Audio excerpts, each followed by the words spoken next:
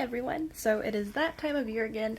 All of the UC school decisions are coming out for all the transfers, and literally all I hear whenever I walk around my current local college I'm taking right now for grad school prerequisites is fear and chaos.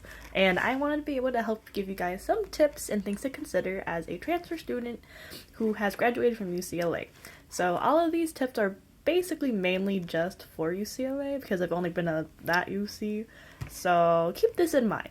First off, here's some basics. I'm Naya, I'm also neurodivergent, and I'm also autistic, so those are very important things to consider as well, and that will also mainly be the main factors I'm considering coming from a neurodivergent person who had to survive those 2 years. So first off, UCLA is beautiful, it's gorgeous. It is literally, arguably, and actually was the most Instagrammable and social media worthy place to photograph and do any social media content with. However, as a neurodivergent student, despite it being literally the smallest UC school area-wise, it could be very overwhelming. And honestly, at the start of every quarter, it is highly suggested to go out onto campus just to find your classes, to know where the heck you're going. And in addition to that, as far as the CAE, which is the Disability Accommodation Center for UCLA, it can be very confusing sometimes just trying to find the testing locations. There are multiple, and it's not just one set center, unfortunately. So unfortunately, one time I did spend about maybe 20 minutes just trying to go around the library for this random secret testing location that they wanted me to go to for my test, and But anyways, so the pro tip here is to always use Google Maps as your friend. Literally treat it as if you're going to a foreign country. As a pro to balance this all out, however, there are many different awesome communities, clubs, and organizations you could reach out to as a neurodivergent student. And as a autistic student, there are a lot of different student clubs and organizations that keep popping up, like literally in my 2 years there. I feel like there was just an influx of at least 10 clubs or something. The one that I went to for a little bit when I wasn't busy was the Bruin Neurodiversity Collective. It's really chill, there's a Discord there and everything. I'll link their Instagram account on the description of this reel. And even if you aren't that social or run out of spoons to even go out to a club after all those classes and everything, there's many other neurodivergents out there that don't even go to neurodivergent clubs, and honestly that's how I met many of my closest friends. So you're definitely not alone. You're bound to run into another neurodivergent randomly, just so happens on campus, or even just chatting in class, or other programs aren't even related to neurodiversity or disabilities. I guess another con would be that it is UCLA. They are known for literally being the top for a reason, besides all the US news outlets and that ranking political stuff. But anyway, you will be challenged. You will be challenged. You will be tasked with time management and everything. But honestly, if I was able to do it, burnt out the whole time since COVID, I think you'll be fine. Otherwise, I am thinking of doing a how to study series and everything, and strategies and methods that could help you out. Or you could even DM me for advice if you'd like. I'm happy to help. But anyways, essentially do not expect to just cruise on by with the academic workload here. Personally, I struggled with dealing with it maybe the first quarter or so. But honestly, a good majority would be mainly just arguing with the professor sometimes, just for accommodations and everything. But that's technically out of our hands. However, anyways, moving on with this in mind. Dealing with professors could be very hit or miss when it comes to your accommodation. So unfortunately, thanks to the way that we run things with bureaucracy and everything, our department for accommodations wasn't the best. And I'm not sure if it changed or advanced at all since I left, but it literally, the budget has decreased. But at one point in my short 2 years at UCLA, at one point there was only 12 disability specialists for the whole school. I'm not capping, dude. And I have heard that other UC schools are actually much more well-equipped to dealing with the large amount of student population.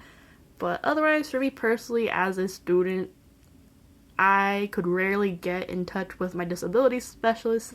But personally, as a student, this affected my academic success immensely, unfortunately.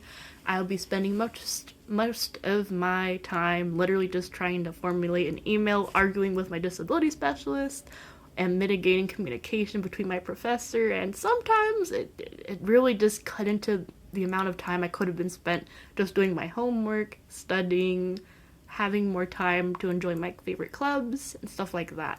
So it very much is like, hey, we have accommodations, as they always try to sell you on, especially at any college. You're like, we have this access, but will they actually support you? Anyways, going back to the positive side of things, UCLA does indeed have a lot of really good research opportunities and internships and many opportunities that could get you ahead, whether it be for your career journey and even for labs and research, all of the above. Personally, as a neurodivergent person who's never lived away from home before, I was really using this experience mainly to navigate my interest in research. I even did a really fun beginner research program that paid me like $3,000 just to learn about research and do a little fun research project starting out. So yeah, there's a lot of awesome opportunities here. And even though you're a transfer and you only have 2 years here right from the get-go, I know many other transfers are able to get into really good labs and internships, and honestly it always just depends on how much you want to put into it. If you want to find a good internship, go out to those career fairs, and if you want to join a research lab, reach out to those professors. It's self-explanatory. For me specifically though, I was just chilling. I wanted to just vibe learning how to do independent living as an adult. Alright, so one more con is that unfortunately as a transfer student, you will kind of have a sense of imposter syndrome. Sometimes it goes for some people, me, but otherwise I feel like the main issue is that you won't really feel like you fit in right away for most people, unless you literally live with other transfer students like I did in the first year I went to UCLA. I lived in the Transfer Community LLC, which at the time was, I believe, Denev Holly, I think, was the transfer community. And it was really chill because we were all just in it together, navigating this new chaotic environment. But otherwise, a suggestion to mitigate that would be to reach out to your transfer programs. There is a transfer learning center on campus as well, the TLC, and I'll try to remember to link that below here as well. Otherwise, even if you don't find a bunch of cliques or friends right away, there are a lot of people at the school that seem lonely and disconnected anyway. Like, even if you're a traditional admit or whatever from high school, you could even just look up the UCLA Reddit. There's always a random post about someone being sad and lonely. We're basically all feeling the same thing. Otherwise, the last pro is, and it's my favorite one, that their dining food, their dining halls in general, god tier, bro. Look, this is coming from a low-income person my whole life who had EBT and everything. I love that stuff. I don't know if I'm allowed to even swear on this platform. I know this mainly goes for if you live on campus, but really, if you have the opportunity and could afford it, I highly suggest going to a dining hall. Or if you're not able to afford it, make a friend with someone, have them swipe you in. It is so good. But overall, UCLA is an amazing place to grow and learn about yourself, challenge yourself academically, network, meet so many other cool people, and it's a great amount of diversity, and it's so good. But at the same time, you will struggle. But as long as you know that you've got this and you know your self-worth, you know why you're here, then go for it. If you have more questions about UCLA, go ahead and drop them down below, and I'd love to help answer them. Otherwise, thank you for watching.